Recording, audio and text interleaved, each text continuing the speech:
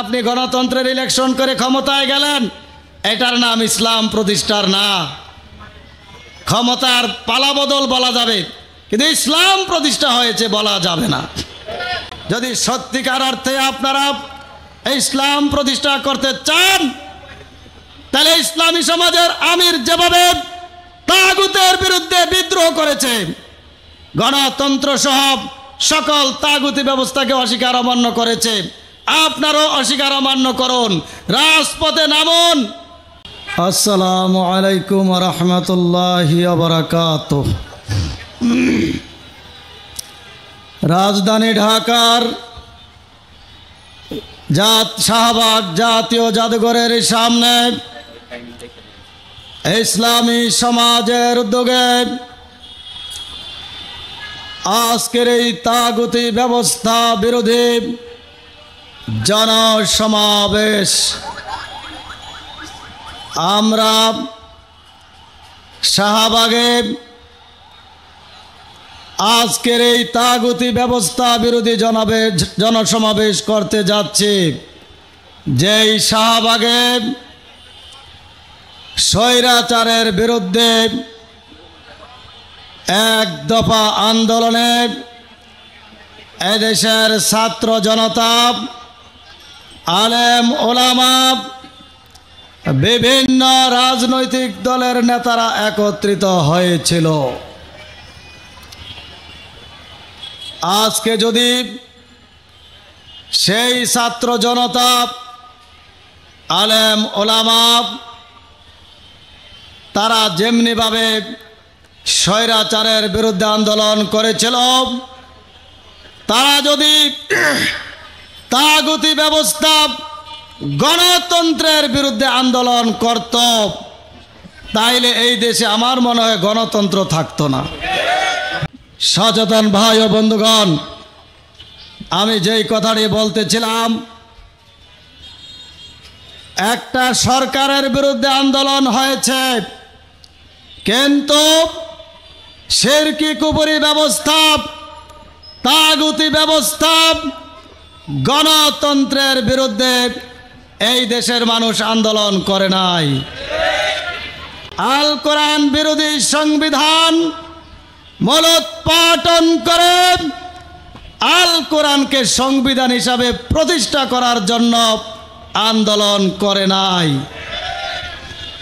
তারা বলে আমরা ক্ষমতায় গেলে ইসলাম কায়েম করব, আমরা ক্ষমতায় গেলে কোরআন সংবিধান প্রতিষ্ঠা করব। আল্লাহ বললেন যে আমি যাকে ইচ্ছা তাকে ক্ষমতা দেই, যাকে ইচ্ছা তাকে ক্ষমতা থেকে সরাই।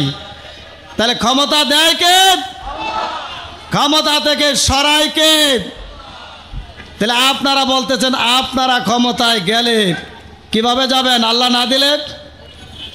আপনারা তো বিগত বহু বছর ধরে আপনারা এই গণতন্ত্রের অধীনে নির্বাচন করে ইসলাম প্রতিষ্ঠার চেষ্টা করতেছেন। এই গণতন্ত্রের নির্বাচনে ইসলাম কি প্রতিষ্ঠিত হয়েছে? তাহলে আপনারা এই যে শিরকি এবং কুফরি ব্যবস্থা গণতন্ত্র মেনে নিলেন, তাহলে গণতন্ত্র মানার কারণে আপনাদের ঈমান কি আছে না জিরো হয়ে গেছে? তাগুতকে অস্বীকার অমান্য না করলে ঈমান হয় না, আমার কথা নয়, আল্লাহর কথা। তাহলে যেই গণতন্ত্র হলো তাগুতি ব্যবস্থা, শিরকি ব্যবস্থা, কুফরি ব্যবস্থা, এই গণতন্ত্র মেনে একজন ব্যক্তি কিভাবে ঈমানদার হইতে পারে?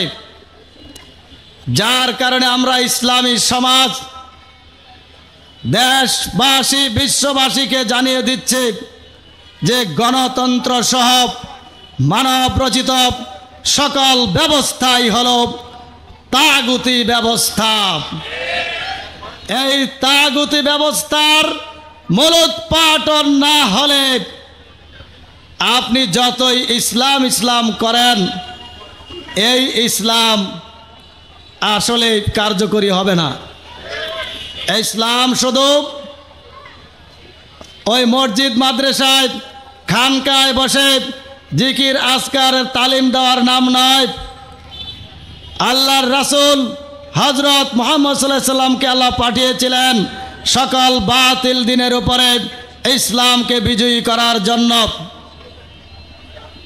তাহলে এই গণতন্ত্র এটা হলো তাগুতি ব্যবস্থা, বাতিল দিন। তাহলে যে দিন প্রতিষ্ঠার চেষ্টা করবে গণতন্ত্র মেনে না গণতন্ত্রের বিরুদ্ধে বিদ্রোহ করে, আল কোরআন বিরোধী সংবিধান মেনে না আল কোরআন বিরোধী সংবিধানের বিরুদ্ধে বিদ্রোহ করে, তাগুতি নেতা নেত্রীদের অধীনে থেকে না তাগুতি যত নেতা নেত্রী আছে সকলের আনুগত্য অস্বীকার করে। একজন নবী দেখান যেই নবীরা তাগুতি ব্যবস্থা মেনেছিল, একজন নবীও তাগুতি ব্যবস্থা মানে নাই।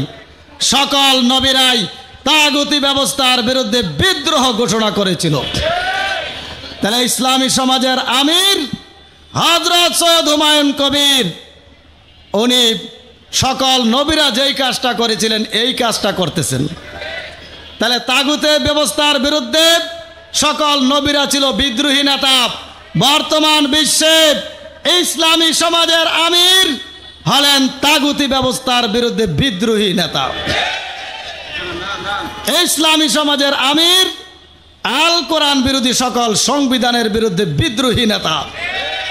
ইসলামী সমাজের আমির বিশ্বের সকল তাগুতি সরকারের বিরুদ্ধে বিদ্রোহী নেতা। তাহলে বর্তমান বিশ্বে একজন নেতাই আছে যেই নেতা তাগুতের বিরুদ্ধে বিদ্রোহী, তিনি হলেন হযরত মুহাম্মদ সাল্লাল্লাহু আলাইহি সাল্লামের অনুসারী নেতা, হক নেতা। ইসলামী সমাজের আমিরের নেতৃত্বেই এই বাংলাদেশে যদি ইসলাম প্রতিষ্ঠা হয় তাহলেই মানুষ তাদের অধিকার পাবে, বলা যাবে যে ইসলাম প্রতিষ্ঠা হয়েছে। আর আপনি গণতন্ত্রের ইলেকশন করে ক্ষমতায় গেলেন, এটার নাম ইসলাম প্রতিষ্ঠার না। ক্ষমতার পালাবদল বলা যাবে, কিন্তু ইসলাম প্রতিষ্ঠা হয়েছে বলা যাবে না। যদি সত্যিকার অর্থে আপনারা ইসলাম প্রতিষ্ঠা করতে চান তাহলে ইসলামী সমাজের আমির যেভাবে তাগুতের বিরুদ্ধে বিদ্রোহ করেছে, গণতন্ত্র সহ সকল তাগুতি ব্যবস্থাকে অস্বীকার অমান্য করেছে, আপনারও অস্বীকার অমান্য করুন, রাজপথে নামুন। যদি আপনারা এগিয়ে যেতে পারেন তাহলে ইসলামী সমাজের আমির প্রায় সময় বলে যে আমার চেয়ে যদি এমন কোনো নেতা পাই যেই নেতা তাগুতের বিরুদ্ধে বিদ্রোহ করে আমার চেয়ে এগিয়ে যাবে তাকে আমি নেতা মেনে নিব। বহুবার বলেছেন, কিন্তু এমন কোন নেতা আমরা আজ পর্যন্ত পাই নাই। তারা গণতন্ত্রের বিরুদ্ধে কথা বলার সাহস পায় না, আল কোরআন বিরোধী সংবিধান মূলোৎপাটন করার সাহস পায় না।